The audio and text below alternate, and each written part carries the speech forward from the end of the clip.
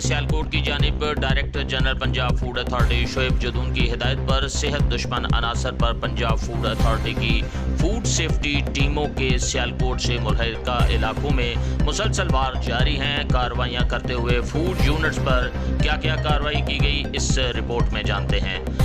Food safety टीमों ने mission सेहतमंद पंजाब को जारी रखते हुए जिला सियालकोट में मुतअद्दिद करियाना और जनरल स्टोर्स पर दूध की दुकानों को चेक करते हुए 3 करियाना स्टोर जबकि जनरल स्टोर से भारी मिकदार में ज़ायदुल मियाद अशिया बरामद होने पर जुर्माने आयद किए हैं और बरामदशुदा नाकस अशिया को मौका पर तलब कर दिया गया है। इसके अलावा टीमों ने सफाई के इंतहाई नाकस इंतजामात होने, ग़ज़ाई अशिया में हशरात पाए जाने और अमले के मेडिकल सर्टिफिकेट्स की अदम मौजूदगी की बिना पर मिल्क शॉप को भारी जुर्माने आयद किए हैं। मज़ीद बरआं टीमों ने मामूली नकाइस पर 20 यूनिट्स को इस्लाही नोटिस जारी किए।